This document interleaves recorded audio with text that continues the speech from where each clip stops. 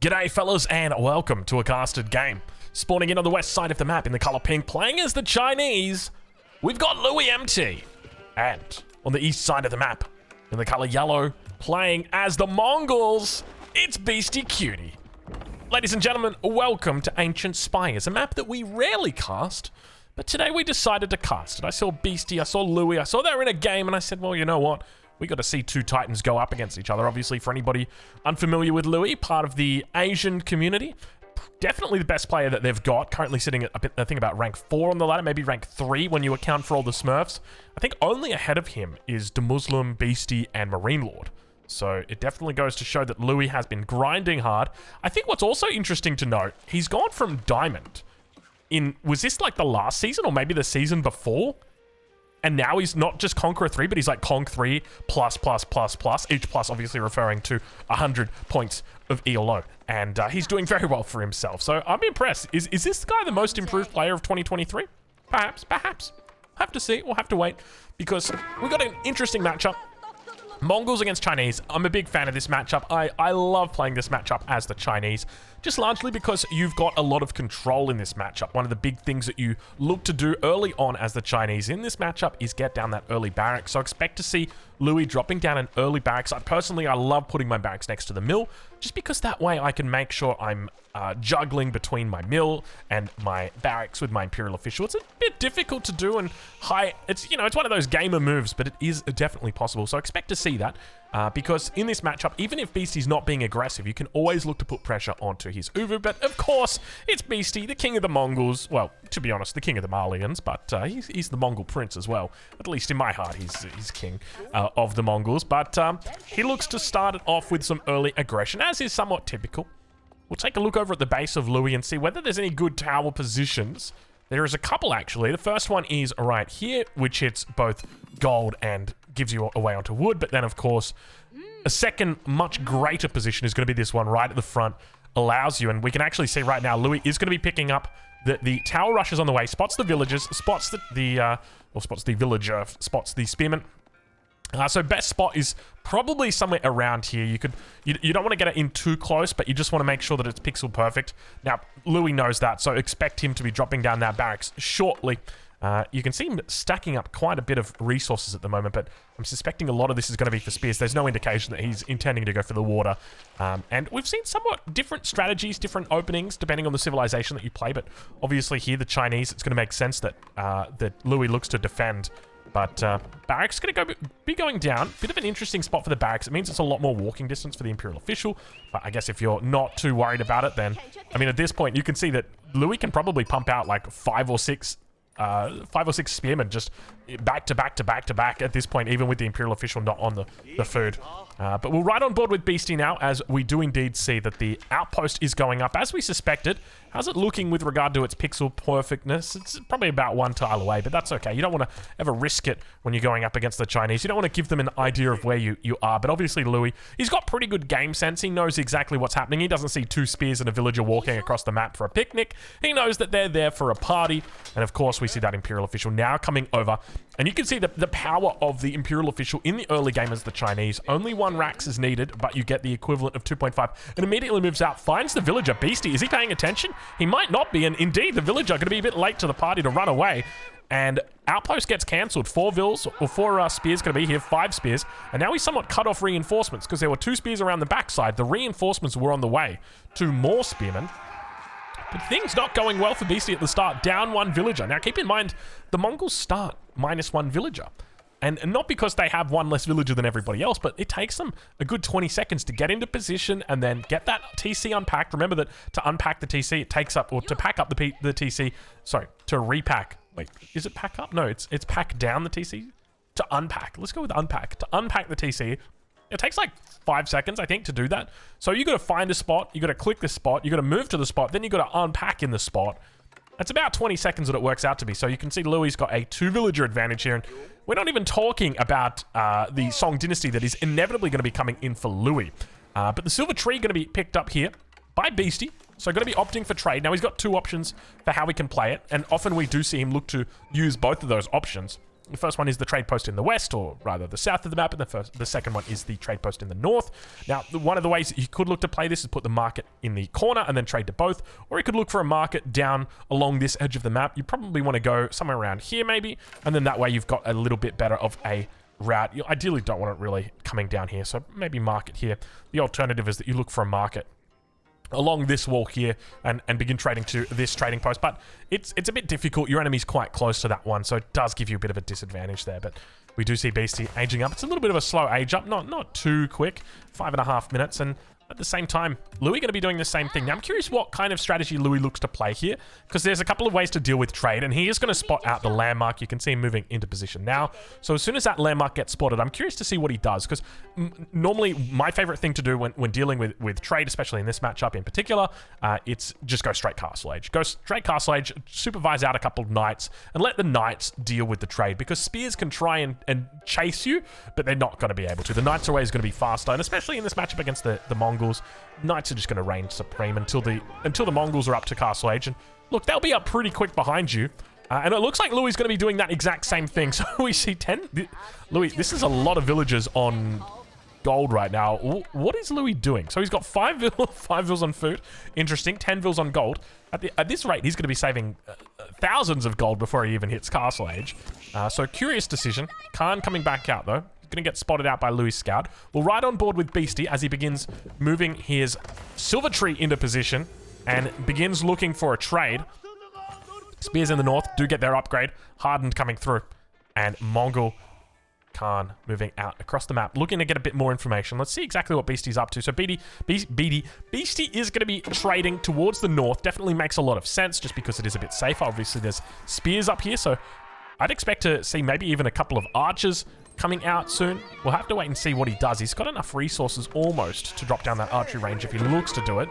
But let's check in with Louis and see what he spots. Louis spots the market, and Louis should be able to infer from this market position that his enemy is going to be doing the trade to the north side, because he wouldn't put the market here and then trade over towards the west. Just doesn't make sense. You want to maximize that distance. But interestingly, we see Louis going for docks, and it's very late, 7-minute docks. If this was like Dark Age docks, I would support this, right? Like if Louis had gone, say, 5 spears in the Dark Age into double dock, I'd be all about it. I would be raving about it. I'd be yelling it from the rooftops that Louis is just an absolute baller, Giga Chad. But these are late. These are really late. And you got to remember that you're up against trade here. Your enemies, trading out the wazoo. They're going to be looking for Castle Age. We do see the archery range is coming through here. So Beastie is going to be moving out, looking to protect that trade. Expect to see these traders changed over if they haven't already been. Yeah, I think they've already been changed over. Yeah, he's got this distance of trade, this long distance trade coming through, and now looking to drop down outposts as well. But Scout doing a good job from Louis so far. I would expect both of these players to look to prioritize Castle, but what's going on with Louis? Because I'm just curious exactly what Louis is thinking at this point, because with the 10 vills on gold, that was a really strange thing to see. You don't normally see that many vills on gold. And he went specifically for the mining upgrade as well, which is kind of wild. But now we don't really see anything coming out from him. Like, it definitely doesn't seem... I guess there could be a bit of a trend towards Castle Age, right? Like, he's got the vills on wood to get the fishing boats and the vills on food, because obviously they're going castle, right? Like, so that makes sense. But he's adding more ranges, and this is not something that you would see particularly from a person looking to go castle. This is in fact something you would look to see from a person going feudal. So it looks like he might be challenging over on that east side. Interestingly, no supervision over on this archery range. Does have an idle imperial official just chilling out on the mining camp for the moment, but he could look to really maximize this, and also going to be walling in on the south, which is definitely the right call. But definitely wants to get out here sooner rather than later. Let's check on board with this trading route that Beastie set up. The market with 6 traders in the queue at the moment. And the silver tree moves all the way next to the enemy trading post. So this is how you know Beastie means business, when this silver tree comes all the way over. A couple of spears going to get intercepted by the enemy spearmen. He's got to be careful here. Throwing away units. Shukunu coming out though. Going to be able to save the day and force back Beastie. But now Beastie sort of realizes, I gotta get serious. I gotta get serious, and I would expect he looks to defend for a little bit longer here. Obviously, the goal is still always castle, and you can see the resources he's got in the bank indicate that he wants to get castle, but I feel like castle here is a bit dangerous to go for because you will just stall out on your trade. There's no way Louis lets you have this trade. Now, one of the things to note is that attacking this trading post, it's not actually the best thing that you can do. And the reason why is because these traders don't have anything to lose. Worst case scenario, you idle out these traders, they just move over here, and then when the coast is clear, they just come back, pick up their gold, and then go all the way down. If you're attacking over at the enemy market, though, that's when they've really got something to lose. And Beastie actually making traders from his market. That's how big... Oh, my lord. Beastie is going ham on trade. All right. Okay. Well, you know, we often talk about how the top-level players think trade is completely busted, and then the subsequent question is, well, why do none of you use it? But it seems like Beastie is pulling it out, getting it out, and Step It Out going to be coming down here for Beastie. So he's going to be looking to up the ante here. Now, interesting to note from Louis, he spent all of his gold and 15 Chukunu in queue. Chukunu are a little bit dangerous. Ball gets pulled. Watch out. Louis, watch out. Comes in. First hit. Second hit. Looks like it's probably going to be a 3-hitter, and that's it. Manages to make it away. So Beastie just being very cute there with the ball. But hey, damage is damage at the end of the day. So it's nice to have it done. But now that mass going to start to build, and the Step It Out going to be coming through from Beastie. Right on board with him as that age up comes through. So a lot of players have been trending towards Step It Out over Kurultai, just in case trade gets shut down. You want to be able to have it there just in case. And what do we got? There we go. Okay, so he's actually trading out to this this corner as well. So looking to diversify his trading positions. Age up coming through, and look at, oh my god, triple stable coming through for Beastie. Let's check in with Louis on the water. He's got 3 fishing boats and 2 fishing boats down here, and obviously this pond is empty. So definitely an interesting decision by Louis. It's a very late water decision. But I understand it, especially if he can look to shut down trade at the same time. But obviously, Beastie now looking to trade down towards that south side. Louis found a pretty good little spot for himself here. I'm not going to lie. 11 traders just chilling out for the moment. The problem is with Beastie hitting Castle, this gives him a great window to regain this, right? Like, all it takes is 10 lances. I mean, not even 10 lances. 5 lances will do it. 5 lances, and it'll completely clean this up. But we've got a little bit of a problem here. Keep in mind, these Jugunu do a lot of siege damage. Very, very quick damage. But it looks like Louis just going to be falling back for the moment. We'll ride on board with Beastie and see how his units are doing and where his position is for the moment. As he looks to fall back, he's actually going to be turning his attention towards the walls down here on the south side. So bringing both archers and spears, looking to deal with it. And I'd suspect the knights are probably going to go up north. But look at the stables that he's got here. He is intent on getting out plenty of cavalry in this game. What upgrades has he picked up so far? So far, +1 ranged armor already come through. +2's on the way. You're not even going to have an opportunity to hit me with a +2 timing attack, Louis. I know what you're all about. Trader's just sitting here chilling. Ideally, Beastie wants to throw down another market. The difference, but never mind. Beastie just too good at this game. He's too good at this game. He doesn't need to make another market. He'll just move the other one while he's waiting for the walls to come down. It's such a smart move. Tower's now going to be coming up here as well. And Beastie in prime position. And remember, at any point in the game, he can just look to start this trading route up again. On the other side of the map, though, the age up is coming through. It's going to be the astronomical clock tower for Louis. Remember, he is on that 1 town center, but he does have the Song Dynasty, so he is scaling into the late game. Obviously, has to deal with enemy trade. And speaking of enemy trade, take a look at that. We've got so many traders sitting down here. 11 traders in total. Louis could look to intercept these. I don't know how much Beastie knows, but he could always look to beeline down towards here. Is that what he's doing? Is that what he's doing? Louis is on the way down. He could... Oh, my God. This could be terrible right now. Oh, look at this. Look at this sneaky guy coming through. If he can pick up all of these traders, it's such a huge victory for him because these Chukunu, they're essentially useless at this point in the game. Don't get me wrong, not useless, but just the damage output that they've got is so small compared to their enemies. Compared to the enemy armor in particular is really what hurts them. And we can see now that those... Yes, Louis. The ultimate trap is coming right now.